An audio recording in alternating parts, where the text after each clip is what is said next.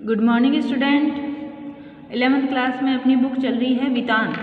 तो वितान का अपना चैप्टर चल रहा था राजस्थान की रजत बूंदे। तो उसमें अपन ने पढ़ा कि कभी कुआं और कुएं के बारे में हमें समझा रहा है कि कुएं जो राजस्थानी इलाके हैं उनमें किस प्रकार ये पानी की पूर्ति करती है और लोगों को उस भरी गर्मी में किस प्रकार ये ठंडक का एहसास दिलाती है। तो उसी चैप्टर को अपन आगे पढ़ रहे हैं। कभी हमें समझा रहा था कि कुएं को किस प्रकार बनाया जाता है और वो किस प्रकार राजस्थान के इलाकों में मई और जून के महीने में जिस समय धरती के अंदर तक का पानी सूख जाता है तो उसमें किस प्रकार कोई उस मौसम में भी पानी को संचित रखती है और उस खाने पानी में भी उसको वो मीठे पानी का रूप देती है।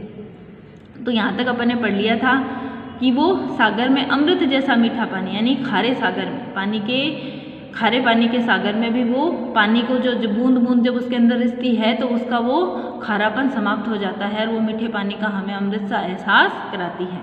तो इस अमृत को पाने के लिए मरुभूमि के समाज ने इस मीठे पानी को प्राप्त करने के लिए उस मरुभूमि के समाज ने खूब मंथन किया, खूब मेहनत की, अपने अनुभवों को व्यवहार में उतारने का पूरा एक शास्त्र विकसित किया। अपने पूरे अनुभवों से उन्होंने ये कार्य किया कि किस प्रकार खारे पानी को हम जब इकट्ठा करते हैं चारों तरफ उसके अंदर कुएं का चिनाव कर देते हैं, जब उसको चिनवा देते हैं और जब वो पानी इकट्ठा होता है तो धीरे धीरे उसके अंदर से जो पानी रिसता है वो अपने उस खारे पानी के खारे रूप को उसके अंदर ही छोड़कर धीरे धीरे जब निकलता है बाहर तो उसका खारापन उसमें समाप्त हो जाता है और वो अमृत सा मीठा पानी बन जाता है। तो उस खारे इलाकों में भी जब उसमें से जो पानी निकाला जाता है वो मीठे पानी का एहसास कराता है। इस शास्त्र ने समाज के लिए उपलब्ध पानी को 3 रूपों में बांटा। हमारे इस प्रयास ने, इस शास्त्र ने मतलब इस कार्य को जिस रूप में उन्होंने किया, इस प्रयास को समाज ने जो पानी उपलब्ध हुआ उसके अंदर उसको 3 रूपों में बांटा गया। पहला रूप पालर पानी, वर्षा का इकट्ठा किया गया पानी यानी सीधे बरसात से मिलने वाला पानी। जो बरसात का पानी इकट्ठा किया जाता है उससे कहते हैं पालर पानी। तो वो पालर पानी यह धरातल पर बहता है और इसे नदी तालाब आदि में रोका जाता है, इसको इकट्ठा किया जाता है। यहाँ आदि शब्द में भी बहुत कुछ छिपा है। यहाँ धरातल पर बहता पानी, इसे नदी तालाब आदि, तो इस आदि शब्द के लिए कवि कह रहा है कि नदी और तालाब के अलावा भी ये आदि शब्द बहुत कुछ छिपा है। उसका पूरा विवरण आगे कहीं और मिलेगा। इसका पूरा विवरण हमें आगे और मिलेगा कि ये आदि किसके लिए आया है। ठीक है। पानी का दूसरा रूप पाताल पानी कहलाता है। पहला पालर पानी, दूसरा पाताल पानी, धरती में मिलने वाला पानी। यह वही भूजल है जो कुओं में से निकाला जाता है। कुएं बनाए जाते हैं, कुएं खुदवाए जाते हैं। तो कवि कह रहा है कि यह वही भूजल है जिसे कुओं में निकाला जाता है। पालर पानी और पाताल पानी के बीच पानी का तीसरा रूप, पालर पानी और पाताल पानी के बीच पानी का तीसरा रूप है रेजानी पानी। रेजानी पानी, ये रेजानी पानी कौन सा है देखिए, कभी हमें बताएगा कि धरातल से नीचे उतरा लेकिन पाताल में न मिल पाया। धरती से तो नीचे चला गया, जमीन ने सोख लिया, लेकिन एकदम पाताल के पानी में जाकर वो नहीं मिला, उसे कहते हैं पाताल में न मिल पाया, वही रेजानी पानी। वर्षा की मात्रा नापने से, यानी जब कवि कहता है कि जब वर्षा की मात्रा को मापा जाता है कि वर्षा कितने इंच हुई है तो उस वर्षा को मापने से मिल गया पानी रेजानी है। वर्षा की मात्रा मापने में भी इंच या सेंटीमीटर, इंच या सेंटीमीटर नहीं, कवि कह रहा है कि इंच या सेंटीमीटर नहीं बल्कि रेजा शब्द का प्रयोग किया जाता है। यानी धरती में कितने मिलीमीटर वर्षा हुई है इस चीज को मापने के लिए कवि कह रहा है कि जिस माप को हम यूज करते हैं, जिसका हम प्रयोग करते हैं उसे कहते हैं रेजा। और रेजा का माप धरातल पर हुई वर्षा को नहीं, धरातल में समाई वर्षा को नापता है। जहाँ ऊपर जो वर्षा इकट्ठी हुई है, कितना मिलीलीटर वर्षा हुई है अपन ऐसे कहते हैं ना, तो वो धरती के अंदर कितना समा पाई है उसे मापने को कहते हैं रेजा। मरुभूमि में पानी इतना गिरे कि 5 अंगुल भीतर समा जाए, यानी जमीन में, मरुभूमि यानी रेगिस्तान में इतना पानी गिरे कि वो 5 अंगुली भीतर समा जाए, है ना, उसको मापा जाए। तो उसको मापने को अपन क्या कहते हैं, उसके लिए कवि कह रहा है कि 5 अंगुल भीतर समा जाए तो उस दिन वर्षा को 5 उंगल रेजो कहेंगे। उस वर्षा को क्या कहा जाएगा? 5 अंगुल रेजो, 5 अंगुली रेजो। रेजानी पानी खड़िया पट्टी के कारण पाताल पानी से अलग बहना रहता है। बीच में अपन ने देखा खड़िया पट्टी होती है, ज़मीन के अंदर वो खड़िया पट्टी चलती है, तो उस खड़िया पट्टी के कारण वो नीचे तक नहीं जा पाता, यानी पाताल के पानी में नहीं मिल पाता। और ऐसी पट्टी के अभाव में रेजानी पानी धीरे धीरे नीचे जाकर पाताल पानी में मिलता है। अगर बीच में रेजानी वो बीच में खड़िया पट्टी चलती है, अपन ने पढ़ा था ना खड़िया पट्टी, तो उस खड़िया पट्टी जहाँ चलती है वहाँ वो पानी नीचे पाताल के पानी में जाकर नहीं मिलता, और जहाँ खड़िया पट्टी नहीं चलती है वहाँ वो पाताल के पानी में जाकर मिल जाता है। धीरे धीरे रिश्ता रिश्ता वो धीरे धीरे पाताल पानी में जाकर मिल जाता है और अपना विशिष्ट रूप खो देता है, उसका अपना जो रूप होता है। जैसे अपन ने कहा रेजानी पानी, तो रेजानी पानी हमें वहीं मिलेगा जहाँ बीच में खड़िया पट्टी है। खड़िया पट्टी नहीं होगी तो वो धीरे धीरे रिश्ता रिश्ता पाताल पानी में जाकर उसी का रूप हो जाएगा, फिर उसे अपन अलग से विशिष्ट रूप नहीं कहेंगे। यदि किसी जगह भूजल पाताल पानी खारा है तो रेजानी पानी भी उसमें मिलकर खारा हो जाता है। कहीं भूत अपन जैसे कुएं खुदवाते हैं तो अपन देखते हैं ना, कहते हैं मीठा पानी निकला खारा पानी निकला, तो अगर वो जो पाताल पानी है वो खारा है तो वो रेजानी पानी भी उसमें मिलकर क्या हो जाएगा? खारा हो जाएगा। तो वो अपना विशिष्ट रूप खो देगा। उसे बीच में रोकने का तरीका क्या है? खड़िया पट्टी, जहाँ खड़िया पट्टी चल रही है वहाँ रेजानी पानी अपना एक अलग रूप दिखता है। इस विशिष्ट रेजानी पानी को समेट सकने वाली कुई बनाना सचमुच एक विशिष्ट कला है। उसको वहीं रोककर उसको इकट्ठा करना एक विशिष्ट कला है। 4-5 हाथ के व्यास की कुई को 30 से 60-65 हाथ की गहराई तक उतारने वाले चेजारो कुशलता और सावधानी की पूरी ऊंचाई मापते हैं। क्यों? क्योंकि नीचे अगर वो ज़्यादा चली जाती है तो फिर पाताल पानी उसमें मिल जाता है, इसलिए उसको बड़ी सावधानी से 60 से 65 हाथ की गहराई तक ही बनाया जाता है। चेजो यानी चिनाई करने वाले, तो चेजो यानी चिनाई का श्रेष्ठतम काम कुई का प्राण है। चिनाई की विशिष्टता के कारण ही कुई कहलाती। क्यों? क्योंकि अगर वो विशिष्ट नहीं होगी तो वो खारे पानी को मीठे पानी में नहीं बदल पाएगी। उसकी चिनाई जो होती है वो विशिष्ट होती है, उसमें जो रिस कर पानी आए ये व्यवस्था रखी जाती है। अगर उसको पूरा पक्का बना दिया जाए तो उसमें पानी रिस कर नहीं आएगा, इसलिए उसको एक विशिष्ट कला से बनाया जाता है ताकि उसमें आसपास जो उसकी चिनाई के बाहर जो पानी है वो रिस कर उसके अंदर समा जाए और इसके अंदर इकट्ठा हो। और किस प्रकार हो? जब वो रिसता है तो वो अंदर जो रूप उसका पानी का अंदर जाता है वो एकदम मीठा बन जाता है। हर दिन थोड़ी थोड़ी खुदाई होती है, डोल से मलबा निकाला जाता है और फिर आगे की खुदाई रोककर अब तक हो चुके काम की चिनाई की जाती है। उसको एक साथ नहीं बनाया जाता, थोड़ा थोड़ा खोदा जाता है और थोड़ा थोड़ा खोदने के साथ साथ उसकी चिनाई भी की जाती है ताकि मिट्टी धसे नहीं, ताकि मिट्टी एकदम से नीचे धस नहीं जाए। 20-25 हाथ की गहराई तक, यानी ज़्यादा नहीं, 20 से 25 हाथ की गहराई तक जाते जाते गर्मी बढ़ने लग जाती है और हवा भी अंदर कम होने लग जाती है, क्योंकि ज़मीन के अंदर फिर घुटन होने लग जाती है। तब ऊपर से मुट्ठी भर भर कर रेत नीचे फेंकी जाती है ताकि वो ऊपर की ताज़ी हवा नीचे जा सके।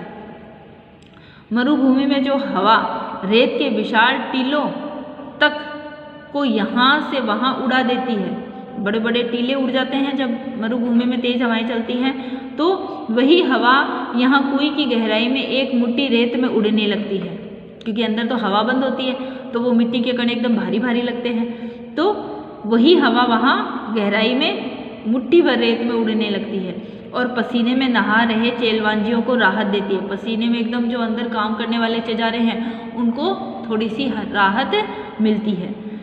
कुछ जगहों पर कुएं बनाने का ये कठिन काम और भी कठिन हो जाता है।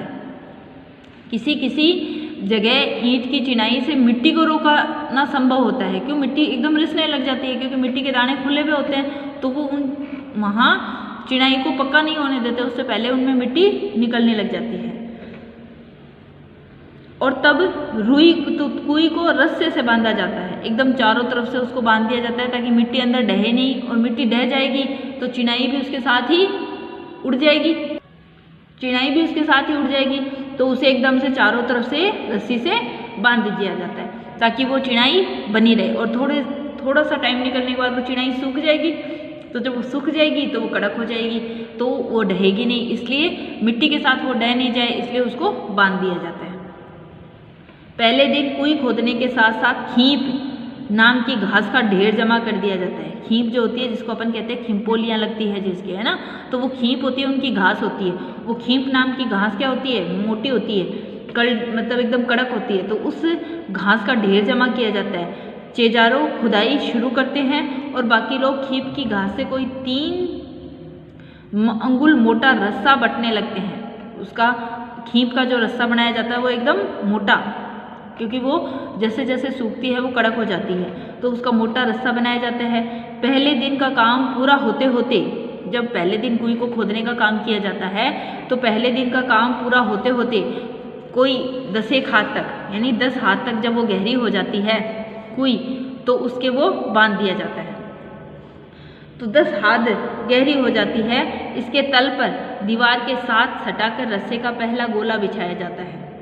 समझ गए, यानी जब उसको गूंथा जाता है तो उसका पहला, ताकि वो क्या है, वो कड़क हो जाएगी और उसके साथ ही जो चिनाई की गई है वो भी एकदम यथास्थान बनी रहेगी, उसमें स्थान नहीं होगा और वो ढहेगी भी नहीं, इसलिए उसके साथ उसको सटाकर पहला गोला बिछा दिया जाता है।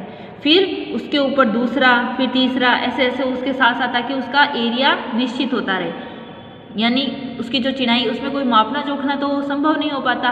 क्यों? क्योंकि वो उस मिट्टी के साथ साथ उसकी चिनाई चलती है, तो उसके खींप के गोले बना बना कर उसके अंदर बिछा दिए जाते हैं ताकि उसका एरिया उतना अंदर से निश्चित रहे। फिर उसके ऊपर दूसरा, तीसरा, इस तरह ऊपर आते आते खींप घास से बना खुरदरा मोटा रस्सा हर घेरे पर अपना वजन डालता रहता है और बटी हुई लड़ियाँ एक दूसरे में फंसकर मजबूती से एक के ऊपर एक बैठती जाती है और रस्से का आखिरी छोर ऊपर रहता है।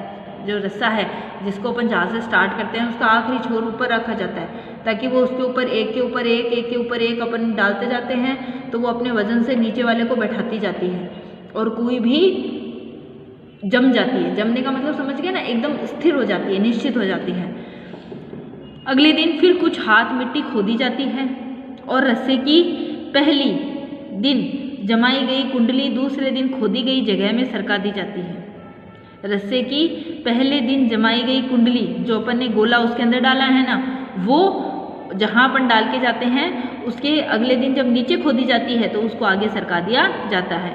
ऊपर छुट्टी दीवार में अब नया रस्सा बांध दिया जाता है और रस्से की कुंडली को टिकाए रखने के लिए बीच बीच में कहीं चिनाई भी कर दी जाती है, यानी वो टिकी रहे इसलिए वहाँ से उसको चिन्ह भी दिया जाता है। जब अपन इसको देखते हैं तो अपन को समझ में आ जाती है, जैसे अपन मिट्टी की खुदाई चल रही है तो उसमें अपन एक गोला बिछा देते हैं खींप का बना के, ताकि वो वहाँ से स्थिर हो जाती है और जैसे जैसे अपन आगे खुदाई करते जाते हैं इसको आगे सरकाते जाते हैं। लगभग 5 हाथ के व्यास की कुएं में, जब तक वो 5 हाथ के व्यास की कुएं में रस्से की एक कुंडली का सिर्फ एक घेरा बनाने के लिए लगभग 15 हाथ लंबा रस्सा चाहिए, क्योंकि उसका गोला बनाते हैं गोल गोल गोल गोल करके उसको बनाते हैं तो उसमें 15 हाथ लंबा जितना रस्सा चाहिए। 1 हाथ की गहराई में रस्से के 8-10 लपेटे खेप जाते हैं। 1 हाथ का गहरा जब बनाएंगे तो उस रस्से को गोल करेंगे, तो गोल करेंगे उसके 8-10 लपेटे उसमें आ जाएंगे और इतने में ही रस्से की कुल लंबाई 150 हाथ हो जाएगी। समझ गए ना, रस्सा की लंबाई जो होगी वो करीबन 100-150 हाथ हो जाएगी। अब ये 30 हाथ गहरी कुएं की मिट्टी को थापने के लिए रस्सा बांधना पड़े तो रस्से की लंबाई 4000 हाथ के आसपास बैठती है और नए लोगों को तो समझ में भी नहीं आएगा कि यहाँ कुएं खुद रही है कि रस्सा बन रहा है। समझ गए ना, यानी वो उस पर बिछाते जाएंगे तो पता ही नहीं चलेगा कि यहाँ कुएं है या इसके अंदर रस्सा बनाया जा रहा है, क्योंकि उसको उस रस्से से भरते रहते हैं ताकि वो खड्डा जो है, जो उसका व्यास है वो निश्चित बना रहे और नीचे से कोई ढहे भी नहीं, खाली नहीं रहे।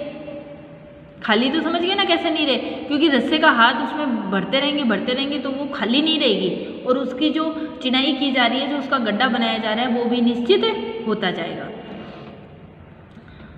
कहीं कहीं न तो ज़्यादा पत्थर मिलता है न ज़्यादा खींप मिलती है, कई इलाकों में ये दोनों ही चीज़ें नहीं मिलती, लेकिन रेजानी पानी तो वहाँ भी कुइयाँ जरूर बनती है। ऐसी जगहों पर भीतर की चिनाई लकड़ी के लंबे लट्ठों से की जाती है। अंदर की जो चिनाई की जाती है फिर वो लकड़ी के लट्ठों से की जाती है, क्योंकि वहाँ खींपें इतनी नहीं मिल पाती, तो फिर वो लकड़ी के लट्ठों से वो चिनाई करते हैं। जैसे लट्ठे, अरणी, बण, बण यानी केर, केर के जो होते हैं ना, केर और खीपोली एक ही प्रकार, खीप भी वैसी होती है और केर की झाड़ियाँ भी वैसी होती है, वो खीप टाइप से उन पर ही लगते हैं केर और खीपोली, तो वहाँ बण, उसको बण कह देते हैं। बावल या कुंबट के पेड़ों की डगालों से बनाए जाते हैं।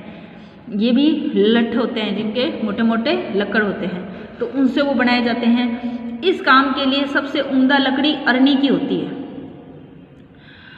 पर उम्दा या मध्यम दर्जे की लकड़ी न मिल पाए तो आक तक से भी काम लिया जाता है। आग की भी लकड़ियाँ होती हैं, उनको भी आपस में बट दिया जाता है, तो वो भी क्या होती है, एक रस्से की समान बन जाती है, तो उससे उनको काम में लिया जाता है, तो वो अवेलेबल हो जाती है, वहाँ मिल जाती है आसपास जो भी, तो उससे उनको कर दिया जाता है।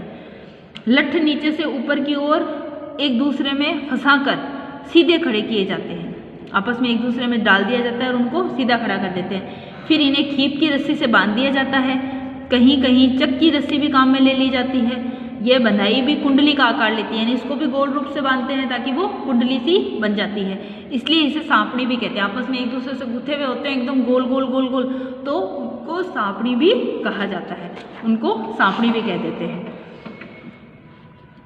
तो किसी को पता भी नहीं चलेगा कि वो यहाँ पर, अब देखो ये चित्र आपको दिखा रहा है, तो इससे समझ में आ रहा है कि जैसे जैसे ये चिनाई हो रही है वैसे वैसे इसको बिछा दिया जाता है ताकि ये चिनाई भी इनकी मजबूत हो जाती है और पता भी नहीं चलता कि यहाँ कोई खुद पा रही है। तो ऐसे ये खुदाई की जाती है।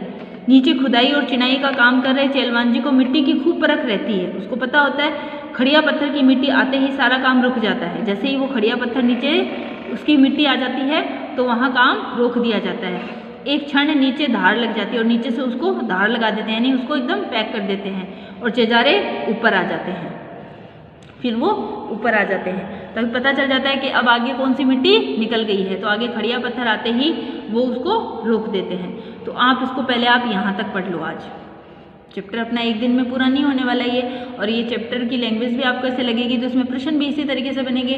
तो पहले आप इसको एक बार यहाँ तक आज पढ़ेंगे, फिर उसके आगे का अपन बाद में पढ़ेंगे। पहले आप इतना पढ़ लें, कल इसके आगे का अपन आगे पढ़ेंगे।